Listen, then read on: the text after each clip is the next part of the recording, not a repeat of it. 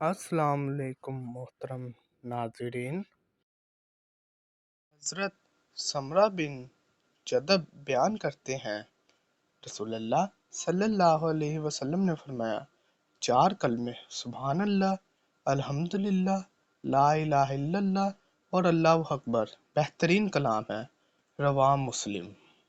اور ایک دوسری روایت میں اللہ کو 4 کلمے انتہائی پسند ہے، سبحان اللہ، الحمدللہ، لا الہ الا اللہ اور اللہ اکبر۔ ان میں سے جسے بھی پہلے پڑھو وہ تمہارے لیے مظہر نہیں۔ مشکوات المصابیح، حدیث نمبر 2294۔ حضرت ابو ہریرہ رضی اللہ عنہ بیان کرتے ہیں، رسول اللہ صلی اللہ علیہ وسلم نے فرمایا، جو شخص دن میں 100 مرتبہ سبحان اللہ و بحمدہ پڑھتا ہے تو اس کے گناہ خواہ سمندر کی جھاگ جتنے ہوں معاف کر دیے جاتے ہیں۔ مشکوات المصابیح، حدیث نمبر 2296۔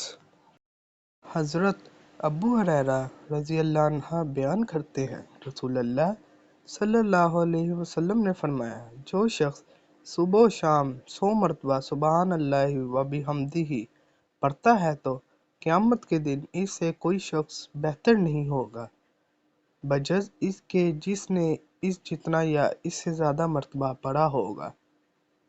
مشکوات المصابیح، حدیث نمبر 2297۔